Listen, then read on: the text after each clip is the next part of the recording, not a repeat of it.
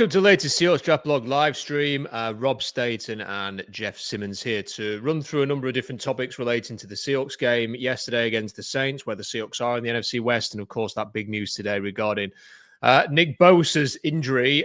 Jeff, let's start off with the game yesterday. It was a most unusual Seahawks game in that they didn't play down to the opponent and they didn't allow the Saints to hang around longer than necessary. They just blew them out very early on. It was probably the most relaxing Seahawks game we've seen in years. So what did you make of it? Have you ever heard the term, can you win a game in the first quarter? Well, they did. well, they proved the Pete Carroll philosophy a little wrong yesterday. And that one irked a lot of Seahawks fans over the years because it always seemed like they were trying to play close games, a lesser competition. But honestly, Rob, that felt like a college. Like, you watch a lot more college football than I do. That felt like a college game where like Alabama's playing like Florida A&M or something, and they just, I don't know if I've ever seen a team as unprepared to come into Seattle that New Orleans looked yesterday. And that was either the best special teams performance or the worst special teams performance. I don't know which one it was that I've maybe ever seen against the Seahawks. And it was 14-0. It felt like in 2 minutes of the game. And you saw like the Seahawks looked great yesterday, obviously, and the Saints looked absolutely abysmal. Their offensive line issues were so bad they didn't even get to take advantage of the secondary. But you did see some notable things.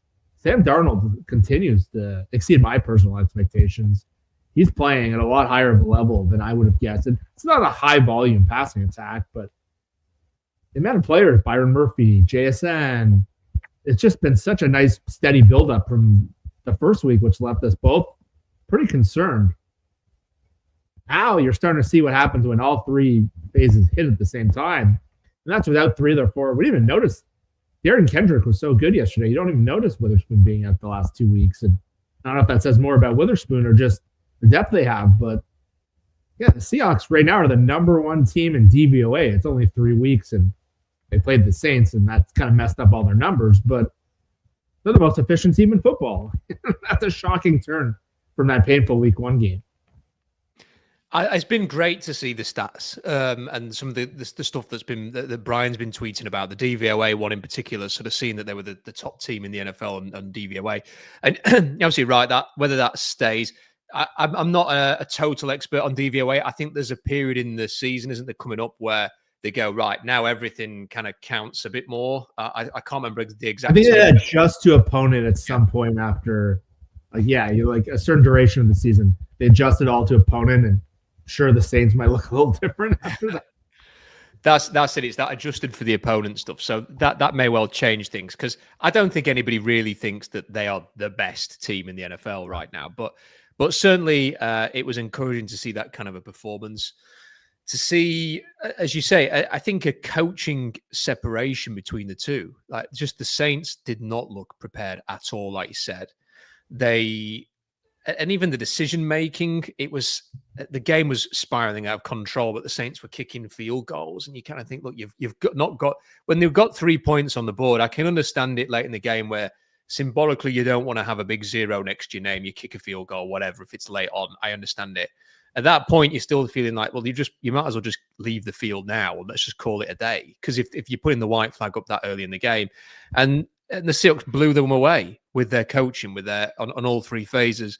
I'm going to stop apologizing for comparing to the Raiders, because I keep saying I should stop doing this, but it's hard not to, though. Yeah, I'm going to do it all year. I'm just going to say that now. And I was watching I don't know if you saw much of it yesterday, the Commanders. I watched the whole game. Well, they gave up 180 yards rushing in the first half. The offensive line was absolutely terrible, and they lost to a backup quarterback. And that it's like, well, there you've got the, ding, ding, ding. You've got like the hat trick there of Pete Carroll, teams underperforming, playing badly in certain areas. And I have to say, when I saw all those, the stats about the rushing, and I watched some of the clips on how the Raiders offensive line is playing, and I saw the fact that they'd lost to a backup quarterback quite convincingly, with Marcus Mariota playing well. I couldn't help but look at the way that the Seahawks coaches outclassed the Saints coaches, Jeff, and just feel like, oh, fantastic. That, if anything, the result itself was a formality very early on, But that takeaway, like a 24 hours on, to know that you have a staff that I think you can trust, that are with it, that have got the finger on the pulse, that are detail orientated, that are working to fix issues week to week to week, I think is really reassuring for fans. Yeah, like if you really take the big picture look, they essentially took a lot of the same players that Pete had been playing with on defense. And with Mike here and some of the staff he's brought in, they've turned them into, by all measures, a top 5, if not top 10, if not top 5 defense. And so right away you're seeing that. But like I was listening to Colin Cowherd's podcast this morning, and they had John Middlecoff on, who I know me and you have some affinity for, and they're asking him kind of the takeaway from this game, and their takeaway was Mike McDonald is big time. Like, he is a stud. And it's hard not to come away with that conclusion, especially you look at the Raiders. They drafted a running back in the top 10. And this isn't an Ashton Genty thing, but everyone wondered for years, why were they drafting running backs so high? And why do they not draft the offensive line? They passed Armand Membu and Kelvin Banks. And look, Kelvin Banks didn't look particularly good yesterday. He had a couple bad false starts, but you watch the Raiders, they can't run block. Like, Geno put up better numbers yesterday, but it's kind of empty calorie numbers. They got smoked by some guy named Jeremy McNichols, ran for a 60-yard touchdown. They allowed a 98-yard. No, it was not. It was 98 yards with the Seahawks. They allowed like a 78-yard kick return yesterday. Bobby Wagner had 2 sacks. It was, yeah, you watch them and you're like, okay, you kind of see why I think they have Jamal Adams, and I don't know. It's just, there's a lot going on there, and it's nothing's bringing me like, I know in week 1, Geno played great. Darnold was really quiet. People were like kind of pounding their chests. That storyline's really gone away. The Raiders defense looked awful yesterday. And again, you watch Pete Carroll teams for years have bad defenses, and you watch the Seahawks play complementary football. They beat a team they're supposed to beat. They didn't shoot themselves in the foot 100 times this week like they did the first half in Pittsburgh. But that's what it's going to look like. You've seen Ravens games over the years kind of look like this, where they just beat the crap. And I was talking to Brian from my show yesterday, and it's like, why do we, before the game, we were like, is this going to be one of those games where we're going to sweat it out for 3 hours? And he sent me all these stats about, like, when the Seahawks have been favored by 7.5 in like the last 7 years, they've lost twice. And he's like, there's no way they're going to blow them out. Turns out we were both pretty wrong. And I don't know if that's a Pete Carroll thing, but it's hard not to think of that old mantra, like, can you win in the game in the first quarter? Can you only win in the fourth quarter? Yeah, well, sure. People were tweeting me yesterday, oh, the Rams seem to blow it in the fourth quarter, but it's a little different when you go up 38-3. I always hated that phrase. I just thought it was stupid because, yeah, you know, I suppose a lot of games are won in the fourth quarter, and that's sort of stating the bleeding obvious, isn't it, really? But it is possible to lose a game very early on. You know, if you put yourself in an enormous hole early on, then you can't bank on a late fourth quarter comeback. And the problem is that for all the great things that Pete Carroll did in Seattle, and of course he did, there were also games, that the Panthers game in the playoffs, for example, in the 2015 season, you know, where you've just put yourself in such an enormous hole early on that, yes, it was great character to see the comeback that eventually just fell short. But, well, that's it. You know, if you were on point at the start of the game, you wouldn't need to do that. So that when you actually sort of work things out and round it into shape, you could have easily won that game instead of coming up 6-7 points short in an epic comeback. The Atlanta Falcons game in the playoffs in 2012, when, again, you've put yourself in an enormous hole and you did come back, but you didn't win that game. You know, you could easily be thinking the Seahawks may have got to the Super Bowl in 2012 with the way they were playing if it wasn't for that untidy start to the game against the Falcons. And rather than ever sort of rectify the issues that they had in those particular games, it always just seemed to be, well, what the hell? You can't win the game in the first quarter. Well, the Seahawks had won the game in the first quarter. You know, you could have left the stadium after the first quarter and you wouldn't have missed really anything other than a bunch of highlight reels from the Seahawks and a couple of decent drives from the Saints. The game was over. And I much prefer that. I was watching that yesterday, Jeff, thinking this is exactly what the Lions and the Ravens would do to the New Orleans Saints at home. You know, the Saints would go to Detroit or to Baltimore and they get the doors blown off, and then they go back and have to reflect on what they're going to do next week. Whereas too often in the past, teams like that would come to Seattle, hang around. the Seahawks would win sometimes, but it wasn't very pleasant. They would lose to quarterbacks they had no business losing to. As much as I like Austin Davis, for the Seahawks to lose to Austin Davis, the LOB era Seahawks to lose to Austin Davis in 2014 is criminal. That should never have happened. Like, it should have been the best quarterbacks. When Phillip Rivers always played the LOB amazingly well, that was one thing. But for Austin Davis and people like that to do it, Colt McCoy, for example, it was just ridiculous. So to see the Seahawks do that yesterday, I don't think anyone should take that for granted. I think we should, we could sit here, Jeff, and just go, yeah, the special teams were good, and this was good, and that was good. They blew them away. They absolutely hammered the Saints. But do not underestimate how great it is to see a Seahawks team who provided no stress whatsoever in that game. Can I just show you this, though, before we maybe move on? So Mookie Alexander does a great job. A field goal sent this in here on the chat, and he said, Pete did a pretty good job of not just turning his staff into all of his former Seahawks guys, but having Brennan Carroll be his offensive line coach, as he'll advise.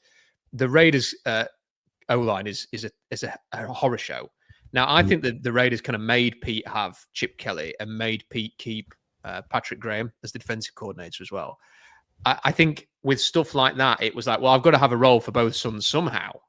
The only surprise is that Carl Smith isn't there, Tater, and that they hadn't sort of brought Clint Hurt in as somebody, or Ken Norton.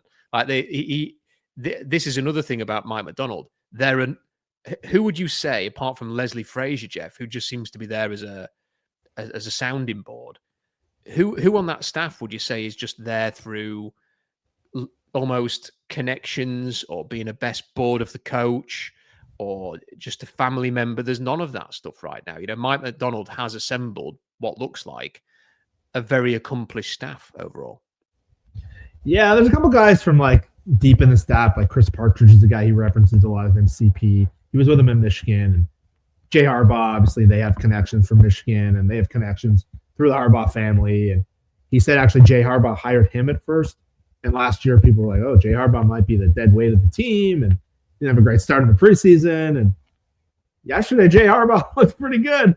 They have more performance like that, he might get a head coaching job. Now, I'm kind of being facetious here, but yeah, he put together, he wanted the best guys. And in some areas, it blew up in his face. That offensive staff they had last year, the coordinator and the offensive line coach were ill-advised. They were out of their league. And now the Kubiak staff, tying the staff he already had with all these Kubiak guys who are super aligned. And the last 2 weeks, we've seen what it's supposed to look like. That's what Mike wants his team to look like. And the second half of the Pittsburgh game and the full New Orleans game, or at least 3/4 of it, when all three phases are working, it's a damn good football team. So I wanted to ask you about this, Jeff, because the old PFF grades have irked me again today. There we go. I didn't even look yet.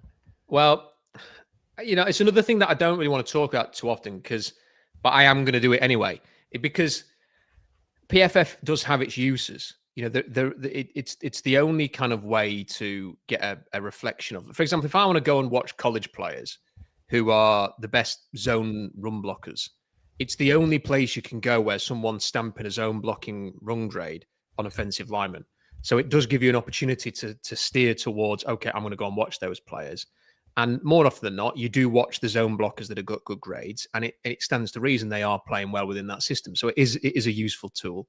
It's also very good for pressures, not just the sack stats, because you can go on ESPN and find out how many sacks someone's got, but for pressures and hurries and QB hits, it is really useful. But the grades are just absolutely all over the place. So I'm sat here and I'm looking at the stats, and it's fantastic to look at the QB grades and see that Sam Darnold is the leading quarterback in the NFL per PFF. I think I'm right in saying he's the only, I should dig this out. Yeah. There's only two quarterbacks who have a 90+ grade at the moment. And he is one of the ones, Dak Prescott, which probably, it's not played particularly well, but he's up there with Sam Darnold. Now that's great. But on the other side of that, Jeff, is the feel that I don't think Sam Darnold has played better than every other quarterback in the NFL through 3 games. It's great to see that what I think we're seeing with Sam. I mean, I thought he was great yesterday in a pretty easy game, and I thought he was great against the Steelers. I think we both agree on that, despite the 2 interceptions. it's validating to see that people are sort of grading what we see, but I don't think he's the best in the league. But then when I come to the defense, Josh Jobe got a 48.8 grade yesterday. A 40, which basically means that you or I could have gone out there and matched his performance. Like it's a terrible. Apparently, he was the worst player on defense, apart from Drake Thomas's 9 snaps that he had. So, I mean, Jeff, you're going to have to explain that one to me. How can anybody watch that yesterday and think Josh Jobe was the worst player on defense? I need to go and check the New Orleans grades as well, because there may not be a defender with a worse grade than Josh Jobe on New Orleans' defense. That's how bad his grade is. And yet I watched it and I thought, yeah, you give a couple of penalties away, whatever. I thought they were a bit nitpicky, some of them, but whatever. I thought he covered well. He had a great pass breakup. He was hitting with authority. If they said, okay, he played okay, 70 grade, oh, whatever. If you're saying he's a 48.8, you're saying there's a liability on the field, Jeff. I just don't understand it. What have I not seen there with that? I have no idea. Last week, I thought his grade was even more egregious because he was one of the best players in the field. And look, PFF is what it is, but Richard Sherman knows cornerbacks. If you follow Richard Sherman on Twitter, he's been just raving about this guy, Josh Jobe. And last week, he's like, Josh Jobe looks like the best corner on both teams. And he's buddies with Darius Slay and things like that. They gave him a 51.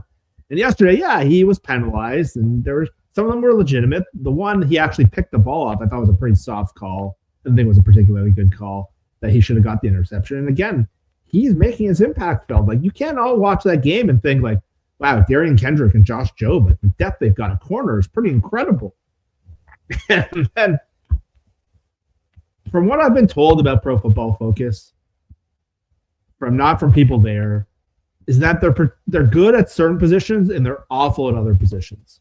And so I start to get skeptical of them initially when they would grade Earl Thomas like an average player in his like prime years. I'm like, this guy is like one of the best players, not only at safety and Oh,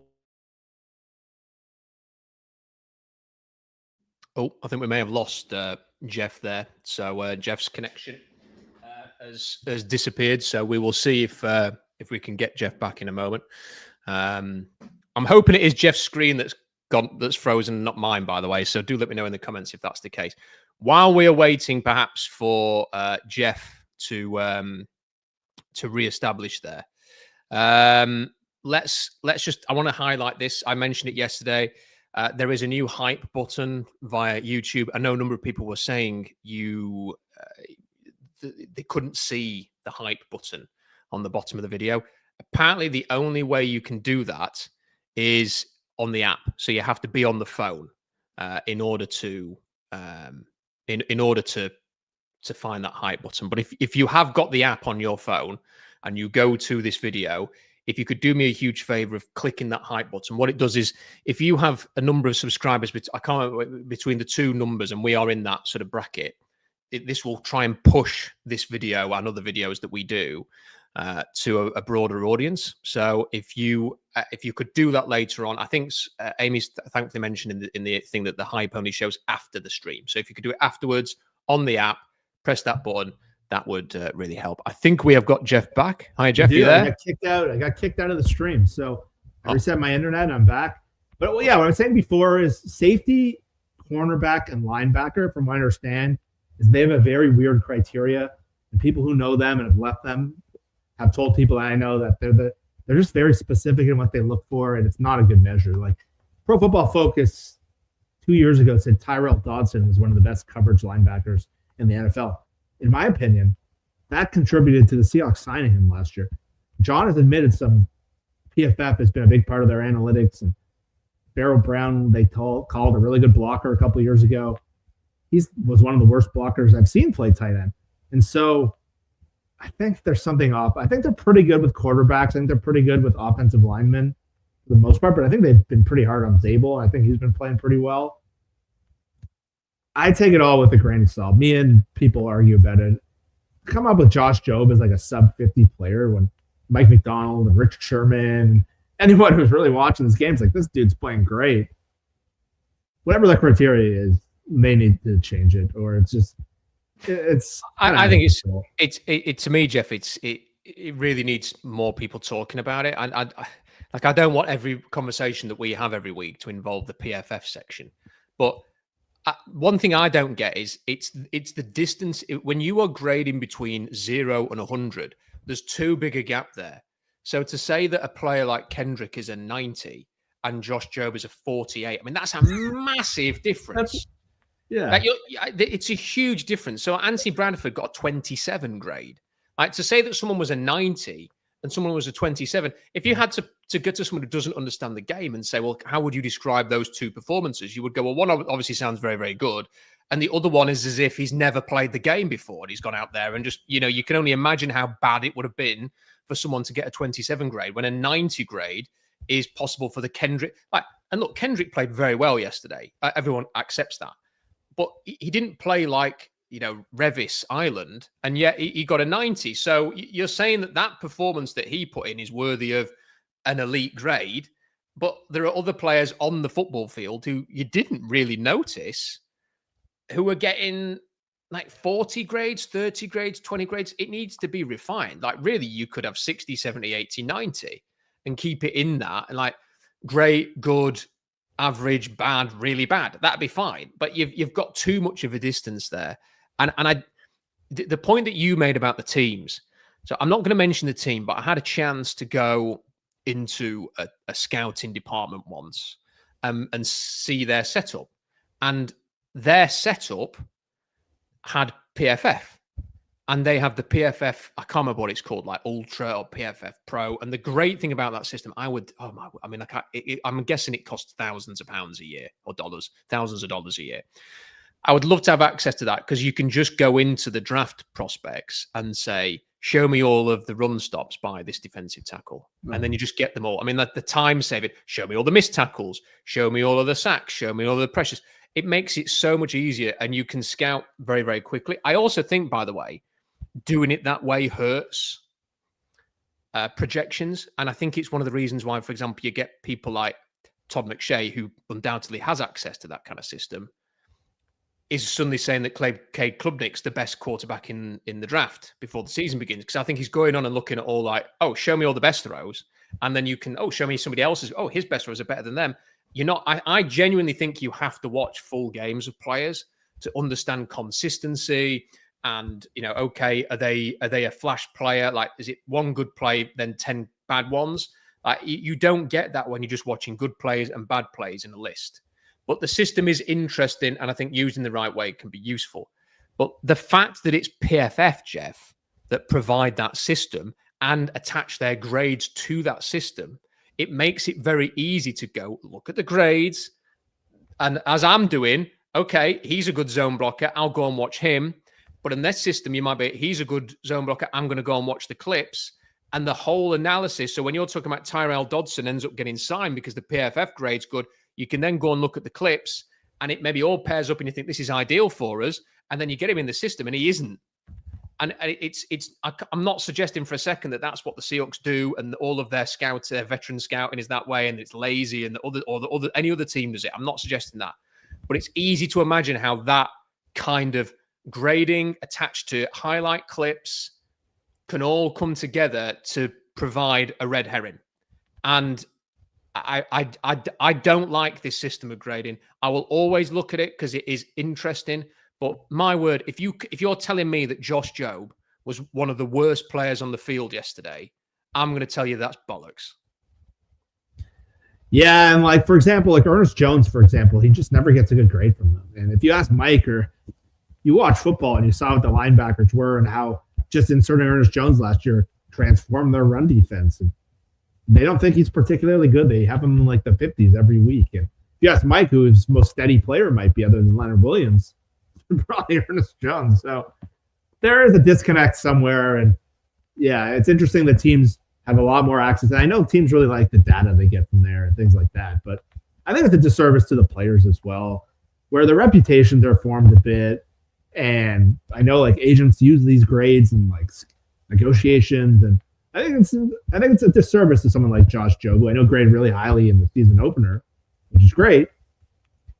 But he's been maybe Seattle's most consistent defensive player to start. And that's 2 games in a row. They've graded him as probably like a practice squad level player. And to me, that's preposterous. Just to finish this section off, here are the players who played badly yesterday, just so everybody knows. Because I'd hate people to think that someone had a good game when they didn't. So Ernest Jones is very average. Barron Murphy was bang average, by the way, just so you know. Leonard Williams was bad. Derek Hall was bad. Tyrese Knight was bad. Tariq Woolen was awful. Josh Jobe was awful. So there you go. Just so you know, now everybody knows who was really. And on offense, Anthony Bradford, Elijah Arroyo can, no dessert for them today. Abe Lucas awful. Cooper Kupp not very good. Oh no, average. Should say he was average. Charles Cross and Gray Zabel did okay. I mean, I have to say, I've been keeping an eye on Charles Cross because he's inevitably going to get paid if he has a good year, Jeff. So I want to see, and as someone who has said I think he needs to take a step forward this year, if you're going to have that opinion, you have to watch him and you have to sort of have an idea as to how he's getting on. I've watched him in all the games, and I think he has taken a step forward in these 3 games. I genuinely think he's improved. I think he is looking more powerful. He is controlling blocks. I was impressed with the way he played yesterday. He got a 73.2. So it was good, but he wasn't anything special. Did you see the New Orleans running statistics yesterday? I think Alvin Kamara was like 17 or 19 carries for 42 yards or something. Like they were under 2.5 yards a carry. Kendre Miller and Kamara crushed some of those Pete Carroll teams in the past. And that was a huge part of beating that team. And so they held them to under 3 yards a carry, like as unproductive as they're one of the best run defenses in the NFL to start the year. And yet every defensive lineman played badly. I don't even want to give it my attention. It's a good job that none of the Seahawks defensive tackles played very well, isn't it, Jeff? Because according to PFF, because if they had, maybe they would have held them to 1 yard a carry if they played better. I don't know. I just find it. I find it funny. I do find it amusing. But having criticised PFF, I probably will be heading over there after we've done this stream, so I can go and check a load of stats from the college football at the weekend. So yeah. Anyway, let's talk a bit about the big news. By the way, if you have a super chat, if you've got a question or if you've got a point you want to make, send them in and I will bring it up. Send those super chats in. Don't forget to like the video. Don't forget to subscribe as well. So Nick Bosa is out for the season, Jeff. It's huge news. Like when I saw the news, it's one of those things where you have to take a second to go, is this the real Adam Schefter? Like, because it's such a huge story. On top of the fact that the Niners are already, and these are not long-term injuries like this, but they've not got the quarterback. Kittle's out. Ayuk's still out. They have. I don't think some of their key starters like Trent Williams and Christian McCaffrey are 100% based on what watching them play. This is. I almost want to give them credit, the Niners, for being 3-0 despite having to deal with all this. In fact, I do want to give them credit because I think you have to say fair play. You're 3-0 with all these injuries going on. But Jeff, can they realistically keep this up? When is this going to just become too much? Is this the point for the Niners now, where when you lose Bosa, that you're just not able to carry on doing this? That they've got the Jaguars next week. Now, the Jaguars are not a great team, but they're a capable team. Like, if I was them, I'd be looking at this thing, perfect timing, go to Santa Clara, go and get what would be a statement win, even though they're all really injured, the Niners. Like, how much longer can they keep winning without these players? And now that Bosa's out for the year, can they be a threat in the NFC West if Purdy comes back, or is this it for them, do you think? Is this inevitably going to catch up with them? I don't know if it's. Well, I'll say a couple things. Niners have the easiest schedule in the NFL, and it's not like looking at their schedule, all of a sudden teams have emerged that we didn't think were going to be good. So yes, the Niners are 3-0. They deserve credit for being resilient because they've been beaten up. They're missing Purdy. they went toe-to-toe with that Saints team, down to the wire. And the Seahawks would beat them if Nick Bosa is not in the first game. The Niners aren't 3-0. They lose that game. Nick Bosa stole the game at the end of the game. So, look, I think the Niners are still going to get a decent amount of wins because they're well coached. Robert Saleh has really improved them. They're playing better. Fred Warner and D. Winters, they're playing really good ball. And I don't think they're going to fall apart like last year. But while they may win, and I think they'll maybe make the playoffs, they don't look like when they were going in like 2022 and 2023, they terrified me. Like I was so scared of them winning the Super Bowl, and they just looked like kind of what the Seahawks looked like in their peak. That team just looked so dominant. When you watch them now, it's a 16-15 game against Arizona and a bloodbath against New Orleans. Fred Williams is not the same guy he was 2-3 years ago. They're one injury away on offense from just the whole thing. And I think Purdy and Kyle Shanahan, there's enough there. Ricky Pearsall looks like a pretty good player. McCaffrey is certainly not the guy he was 2 years ago. He's still productive as a receiver, but hasn't had many good games on the ground. It took a last-second drive to beat Arizona in the game. Arizona was awful offensively. I think they're just a pretty mad team.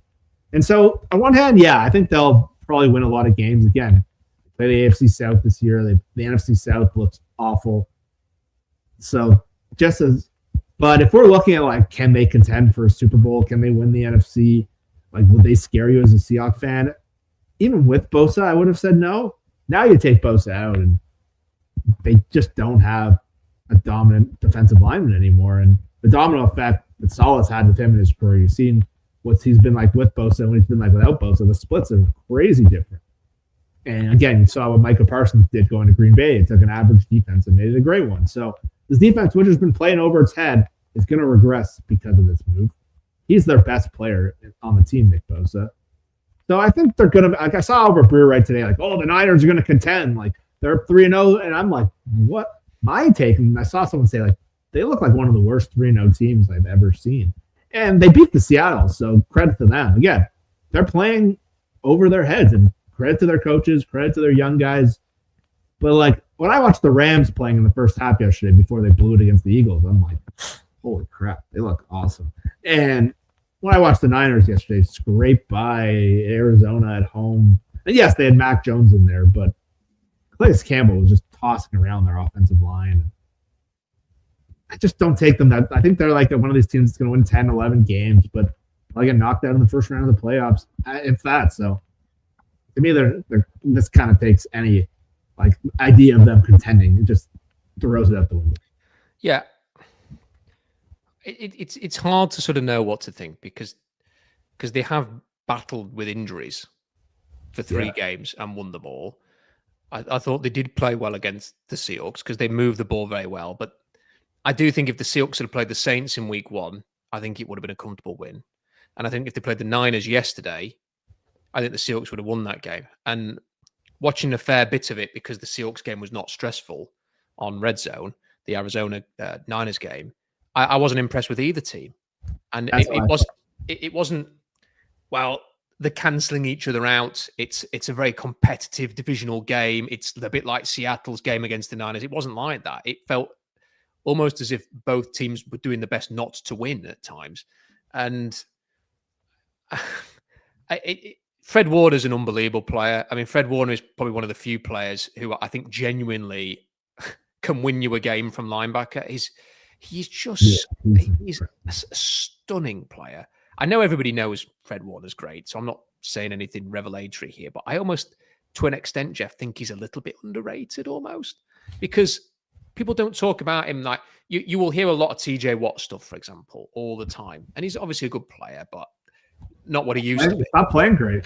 No, but Fred Warner's still playing unbelievable football and deserves to be considered probably one of the 10, 12 best players in the league at any position. Like he is just a stunning player. And when you watch him flying around, you think they've still got him. And almost with him there, you feel like defensively they'll always have a chance while ever Fred Warner is on that field. But when you if you take away Nick Bosa, you don't have the final play in Seattle. Sam Darnold maybe just has that extra bit of time to find that easy check down to Cooper Kupp, who can waltz into the end zone. Seahawks win week 1. It's a tight win. The Seahawks are 3-0, and you and I are sat here now, Jeff, going, they're going to win the Super Bowl because they've kind of got to 3-0. They've just pounded the Saints. If they'd have won week 1, the view on the Seahawks right now would be through the roof. They would be battling with the Mariners for airtime in terms of hope and optimism. But instead, because of the Niners' loss, it might not be the worst loss in the world, all considered, because it might just keep everyone a little bit, yeah, great, 2 wins, but Niners game, and even to beat Arizona, I don't think anyone's going to get carried away. It might just help keep the Seahawks grounded, but they have got to keep winning in the NFC West. I'm with you. I don't think the Niners will be a tough out because they're well coached and they have got some good players, but it's very hard to see them winning the Super Bowl now, just as it's very hard seeing the Bengals do that without Joe Burrow, or exactly pick the best player like Nick Bosa. Whatever anybody thinks of Nick Bosa, he is an unbelievable talent. He's their best player. So you lose that, and it's very hard. What did you make of the Rams? Because again, sort of watching a lot of that on Red Zone yesterday, for sort of 3/4 of the game, you're thinking, wow, the Rams are legit. Like the Rams are, they might be the best team in the NFC. Look what they're doing to the Eagles. It wasn't just that they were winning the game, it's that they were battering the Eagles. They made the Eagles look like crap. And then just as you'd kind of like written that off as a, well, fair play to the Rams, are 3-0, how we, people are talking, I was talking about how we're going to beat the Rams when we play them. Like, this is really difficult. You just start watching, it's like the Eagles have got a touchdown. Now they've got another touchdown. Now they're driving for another. And then you've got Jordan Davis sprinting like a blooming cheetah at the end of that game, having blocked that kick. I mean, he had the game of his life yesterday, Jordan Davis. To put a bow on that and to make the score look a little more lopsided than the game was, certainly. But they've thrown that away, Jeff. And it just makes you think, well, what's the reality here? Are the Rams the team that were beating the crap out of the Eagles for 3/4 of that game? Or are the Rams the team that, they can play anybody, anywhere? But my word, they bottled that. They blew that game at the end, and they looked a little soft at the end of that game when they blew that game as well. So they're susceptible. You can get after them. So who are the real Rams? I think it's a combination. I think, for 2.5 quarters, even 3 quarters. When I was watching the Rams yesterday, I was really struck by just their speed on defense. And when the Eagles played the Rams last year, and Lane Johnson did leave the game, and they were really taking advantage of that right tackle matchup. But the Eagles were just running the ball at will of them. They ran, like Saquon ran for like 280 in one game. They blew them out in the first game of the regular season, just running all over them. And whenever they tried to run the ball yesterday, it wasn't just the defensive line taking over. The corners and the linebackers, they were playing so fast and just hitting them. And then the Stafford, they were just running the ball pretty easily on them. And Puka Nacua looked awesome. And it's just at first I'm just like, the Eagles kind of suck this year. And at halftime, in the third quarter, 26-7, they're just beating them like a drum. And I was like, oh boy, the Rams look like the best team in the NFC, and it's going to be really hard to beat them. And then you start to see cracks. And one thing that the Rams did not do this offseason, which perplexed a lot of their writers, is the cornerback position. They didn't spend much on the cornerback position. They brought back Akello Witherspoon, a former Seahawk, who was their number 1 corner. He's out for the season.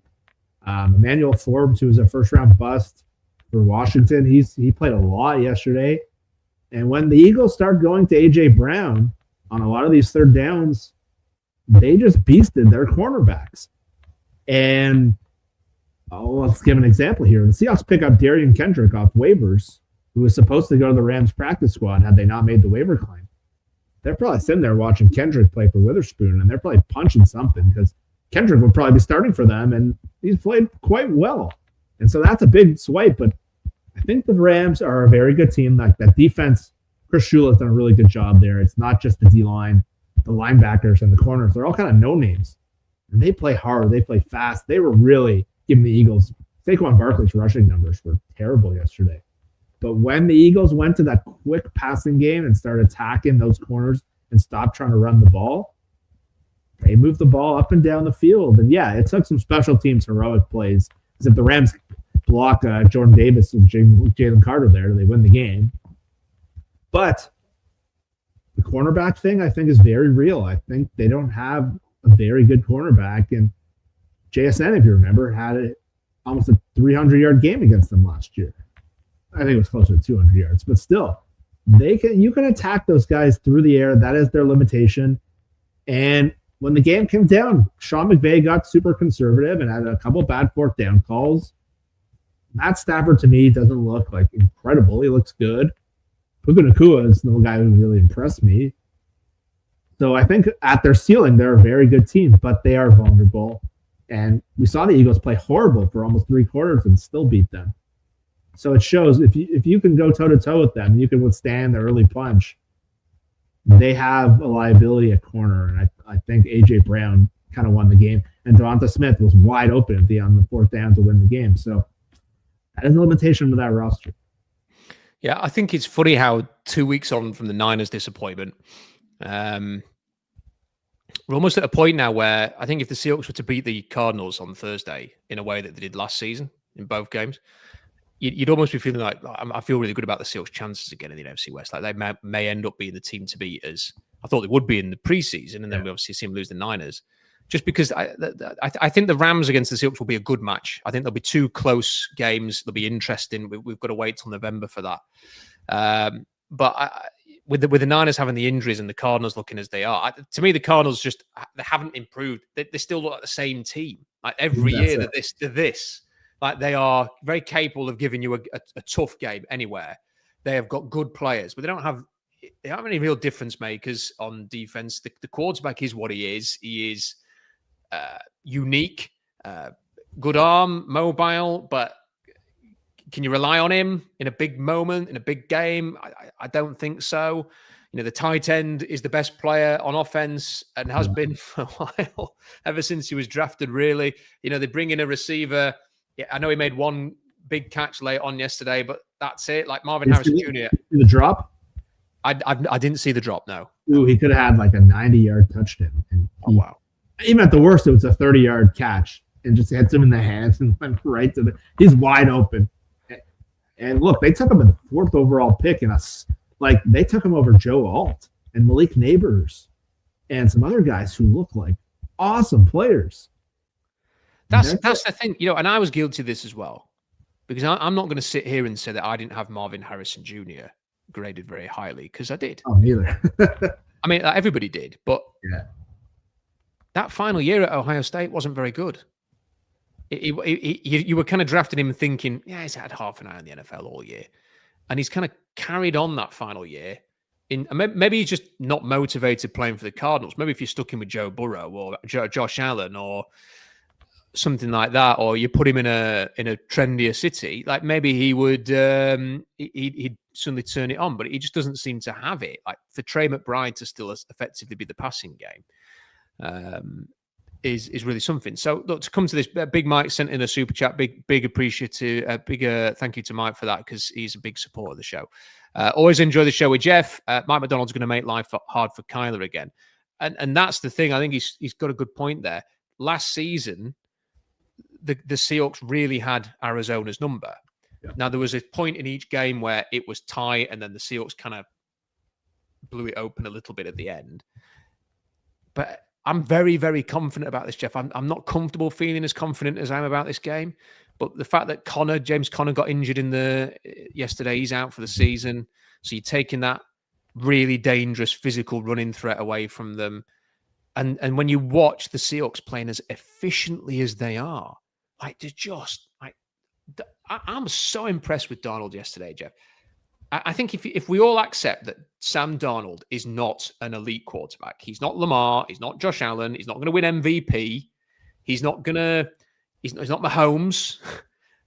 but what he is he's very capable of playing on time, and he has got, because people forget, like 3rd overall pick physical tools. Like when he's sort of running one way and he throws it across his body and makes it look easy, he can throw it down the field with accuracy. Like he has got an arm, and he's athletic, and he is like that. Like whatever his like mentality was, I'm seeing ghosts or whatever he said in the Jets. Like when he makes a mistake, his expression doesn't change. His body language is no different. I mean, think about it again. I'm going to do the thing again. When you look at Geno Smith, when something went wrong last season, the chances are it would go to the sideline and you would be made fully aware of what Geno was thinking at that point. He'd be looking emotional or frustrated or angry or whatever it was. And he would do that on the field as well. With Sam Darnold, it's just his blank expression all the way through. He's just completely focused on what the next play is. And with the Seahawks playing as efficient as they are, and with the Cardinals will make some plays on offense, that's going to happen, but the Seahawks will just not break enough for them to break the game open. I would back this offense to be able to make plays against this Arizona defense. That Josh Sweat might get a sack.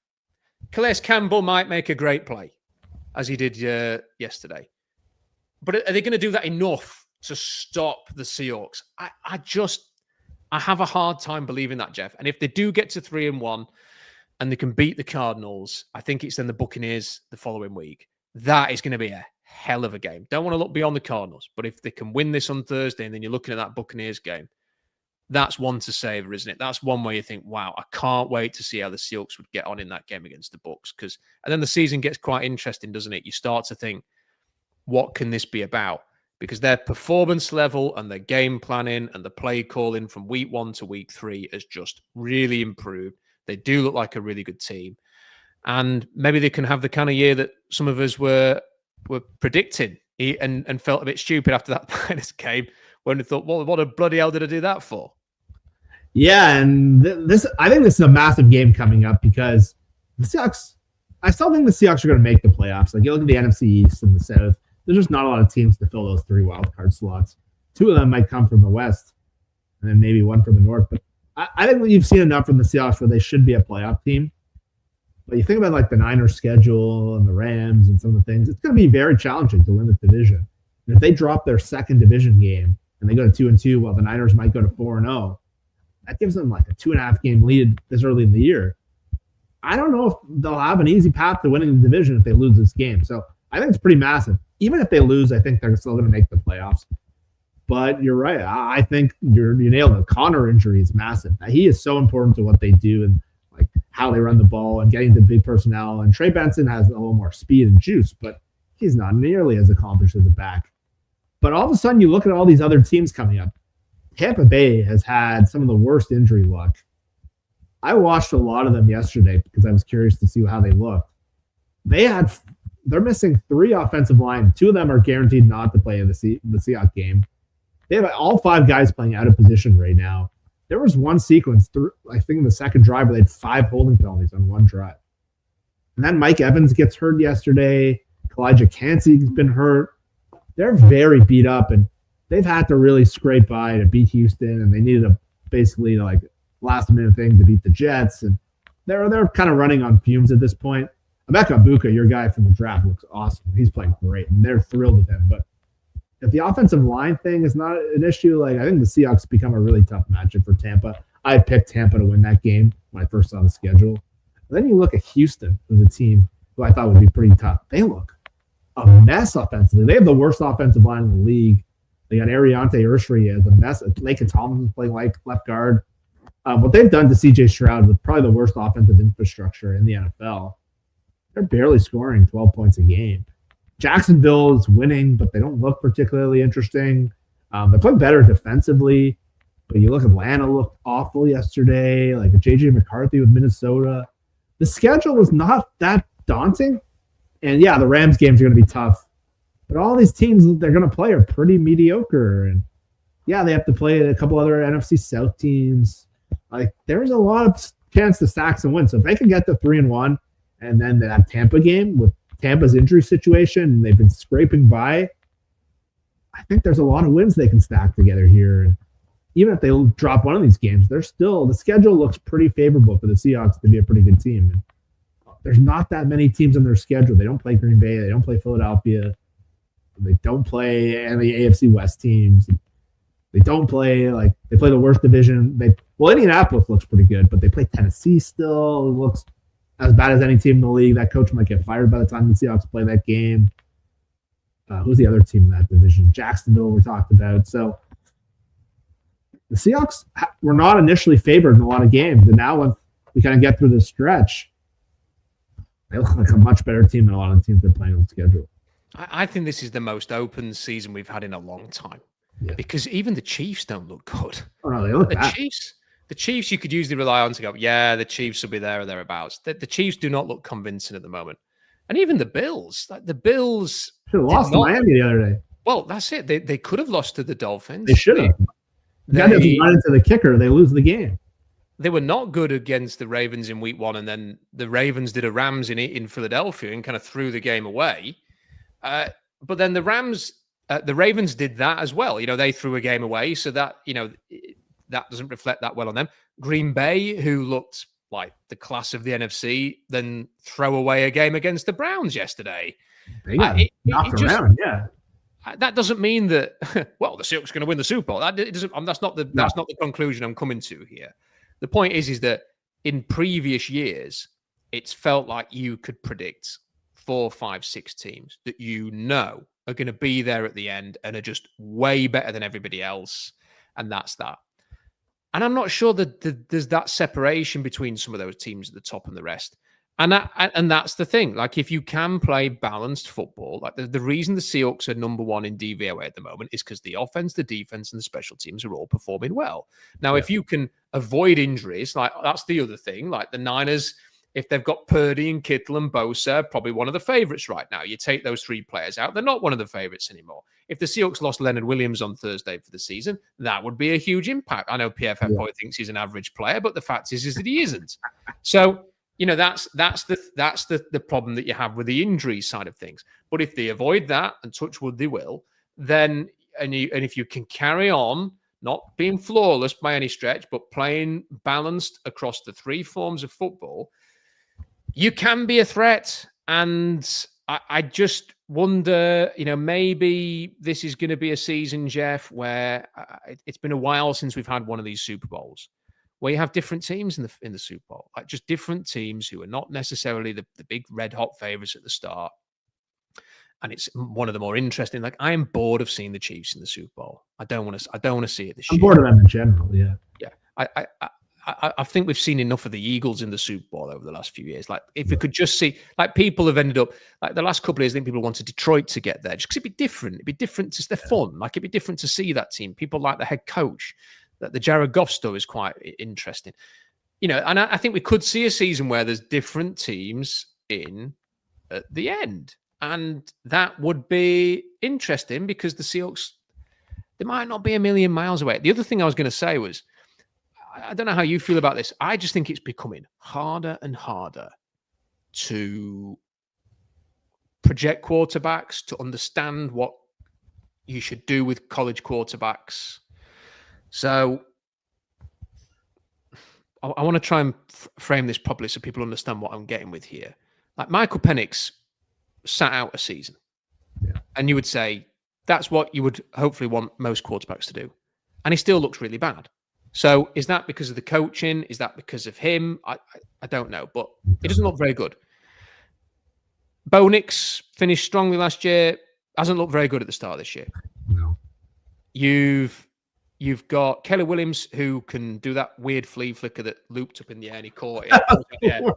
I paused that to make my wife watch that play. She doesn't care, but I was just so the fact that it looped up in the air and you had to wait for it to come down and then just casually launched it 60 yards downfield on a dime. But they're up and down. And then you look at last year's draft and that the Titans end up with the number 1 overall pick and they thought, we've got to take a quarterback, even though you've only taken like a third rounder 2 years ago and a second rounder the year before. Now you're going to take one first overall. And then Cam Ward throws an interception that was akin to the interception that Will Levis was throwing. So they just keep repeating the cycle again of going with young quarterbacks and throwing them in there. And now we've got a whole bunch. I was listening to Todd McShay on my drive home today talking about the quarterbacks and who could go early and who could go. I'm thinking it's going to happen again, Jeff. Like, you're going to end up with one of these quarterbacks being pushed right up into the top of the first round, like Cam Ward was, who had no business going that early. So instead of like, hey, we'll take a chance on Cam Ward at 25 or 45 or whatever and see what happens, and if it doesn't work, oh well. Now it's like, well, this has to work for the Titans, otherwise everyone's getting fired. And the same thing's going to happen next year. And how you actually can judge a player and draft and develop them without them just being smack you in the face good, like Jaden Daniels was at LSU, in fairness. Yeah. And Caleb Williams was at the time, but the personality and the attitude just seemed to be a bit less professional than me. I'm not a big fan, but he looked pretty good yesterday. But it's happening again. And again, I don't want to react to sort of the fact that Sam Darnold's top of the PFF from graded or has just had a great game or anything like this. But I did actually sort of sit there afterwards and think, I kind of quite like, Jeff, that we've got a quarterback who's been through a load of shit in his career and is now sort of here. And when you watch Baker Mayfield playing tremendous football at the minute, like that, like the Bucs nearly threw that away. Yeah. And Baker Mayfield's just like, I've got this, guys. Just give me the football. March downfield, field goal, they win it anyway. Like those players who've kind of been through everything and then get the second chance, they almost seem like better ideas right now in the NFL. If you don't have one of the greats, they almost seem like better ideas than just going, we'll take Cam Ward first overall, or Michael Penix 8th overall, or Bo Nix, or JJ McCarthy, who looked terrible. Like, they almost feel like, hey, we'll take this, give this guy a second chance, because it just seems to be working out better. Yeah, it's interesting. Like watching Baker yesterday, where they got 5 offensive linemen playing out of position. 3 of the guys had never played before. And like they're missing both tackles, they're missing their best guard. And this dude is able to carry the team on his back. They're not the best opponents, but again, the gutsiness and the ability for him to just create plays. And he won the game against Houston by a 4th and 10 and scramble. Like he kind of looks like the Brett Favre, and that's why Scott McCloughan drafted him, because he saw kind of this in him. And he was rushed out of Cleveland, he rushed out of Carolina, and this dude has become. If you're ranking the MVPs to start the first 3 weeks of the year, he's in the top 3. And if you would have told me that when he got forced out of when the Tampa signed him even to replace Brady, I thought, oh, that guy had to compete with Kyle Trask. And all of a sudden you look at kind of the NFL, and we saw it with Geno, and we've seen it with Baker, and now Sam Darnold with Minnesota last year.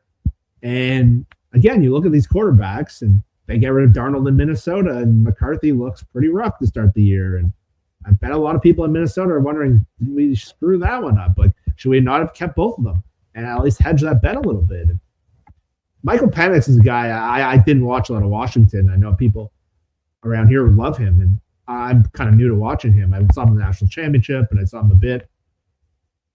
I haven't been particularly impressed with the NFL. And yesterday was the worst game he's played at the pro level. Like, that was the low-level quarterback play against Carolina. To be shut out by Carolina with the worst defense in the NFL, other than Dallas, is pretty bad. And so you're seeing a lot of these Bo Nix, all these people that are friends with Sean Payton in the media were telling us that these Broncos were a Super Bowl contender. Bo Nix is going to be at the level of Patrick Mahomes. And going into last week, he was the worst-rated quarterback in the NFL, and he didn't look particularly great. He missed a couple other throws again yesterday, and it's been a tough start for Bo Nix. He's kind of been the player we all kind of thought he'd be. And so you look at these guys, and I don't know if it's like and if you remember, Raw, like we did a show last year when me and you started exploring, do you move off Geno Smith? And some people would have never even considered that. But we were looking at who's the next guy, and we talked about Zach Wilson, and we talked about other guys. I'm glad they didn't sign Zach Wilson, and I'm glad the Darnold thing kind of fell in their lap. But that seems to be kind of a good area to find quarterbacks at this point. And Baker Mayfield is the best value quarterback in the NFL. Darnold right now looks like an incredible signing by John Schneider, an incredible pivot. And when you read Geno Smith's quotes the other day, and you're like, good God. Like that came out after our show last week. And then he had the worst game of his career. Like, I'm very happy the way they pivoted off that. But to answer your question, I sent you a DM the other day. I watched a lot of college football on Saturday. And I'm like, I feel bad for these teams that are coming up in the draft next year. Because this cycle is going to keep happening. And there's a big number of, I know an ESPN article came out where they're like trying to figure out who's the best prospect. And they're saying Lenora Sellers might be the number 1 pick. And Pete Thamel wrote a whole thing. And I'm like, oh, boy. And there's like 6 of them. And all these teams that might stink this year are going to put these guys in next year. Like the Titans right now with Cam Ward, they look like one of the worst teams in the NFL. I don't think it's because their infrastructure is bad. He'll make a nice throw here and there, but he doesn't look like a dynamic player at all. That article by Pete Thamel, by the way, was I thought awful, and speaks. Yeah. I don't understand it. Like Carson Beck, for me, for Carson Beck to get votes, he's a 6th round pick. I don't think I'd take him at all. Yeah, he's like Stetson Bennett. Well, yes, but he's worse almost because he just throws it straight to the other team. Like you were watching that on Saturday when they played Florida. He just can't help himself. Like he has bonehead throws every week. And he did that last year. And now he's doing it this year. He's not improved. And then, Drew Aller's another example. Drew Aller kind of finished the season okay last year. He looks terrible this year. He looks like bad Mike Glennon.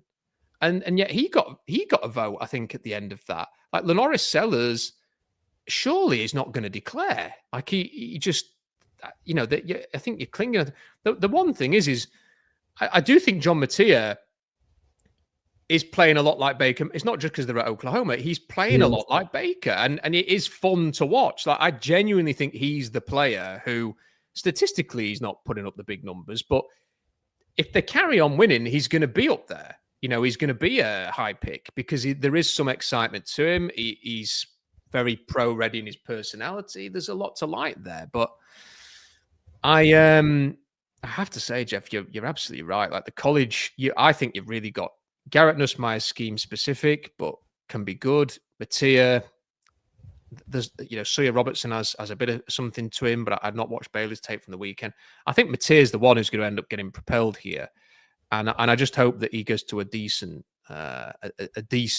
team in the end, because it will be concerning if he goes to a bad team and they just throw him into the deep end. But he is somebody who's got something. But I think the reclamation projects. Look, you've had Baker, Sam Darnold, and now Daniel Jones, in fairness, in Indianapolis. Yeah, he's having an awesome year.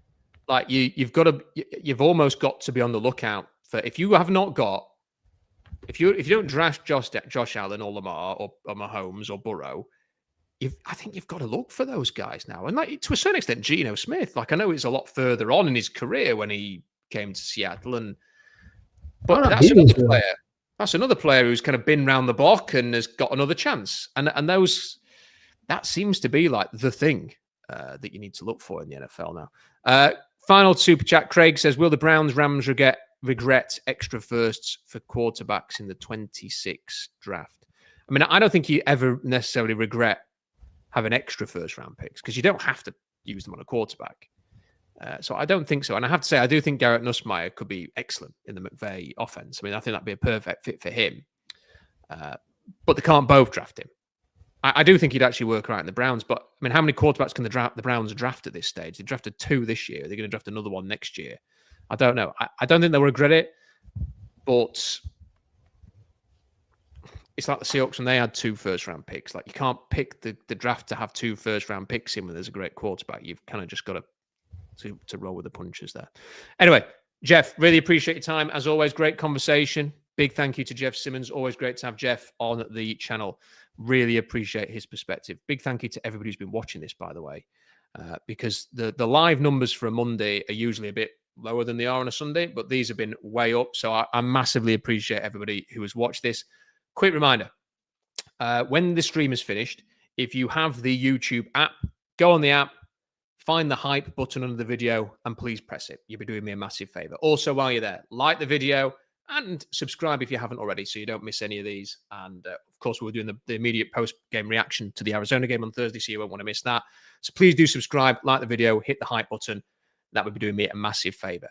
The other thing I wanted to point out is just everything that is going to be happening this week. So tomorrow, Bump and Stacey is going to be at 11 a.m. instead of noon. Different time tomorrow. I will be on with Bump and Stacey on Seattle Sports at 11. I will post the embedded video onto Seahawks Draft Blog. So if you don't listen to it on the radio, you can get it on there via YouTube. Please do watch that video when it comes out. Then Seahawks Collective, 5 p.m. Seattle time on Tuesday. Join us. I will be Brian Nemhauser, Annabelle Hesselbeck, Michael Sean Dugard. We'll talk through everything to do with the Seahawks and everything that's going on. And then on Wednesday, Puck Sports, weekly visit with Puck Sports. Again, I will put the video on SeahawksDraftBlog.com. So if you don't listen live on Puck's live stream, then you will find that on SeahawksDraftBlog.com. I will be working from today until Thursday on my draft article, which I think I'm going to do every Thursday. That's kind of what I've been doing for the last few weeks. So the draft article for this week, I can tell you now, I'm going to talk. I am going to go sort of break down a QB ranking and a thought on each quarterback so far that I have studied. I am going to talk about what I think is going to happen with the Clemson players, given Clemson's bad start. I'm going to give a thought on Seahawks draft strategy as well, based on what I've seen, because I don't know if this 2026 draft is that anything special at this point, based on what I've seen. So that'll be Thursday. Actually, because of the game on Thursday, I might save that until Friday, Saturday, because obviously we'll have Curtis's game notes. So scrap that. I'll have a think about how I'm going to plan that. But anyway, SeahawksDraftBlog.com for all of everything that we do. It's going to go on there. Big thank you to everybody who's watched this live. Big thank you to the super chats. Big thank you to everybody who will like and subscribe. Until next time, bye for now.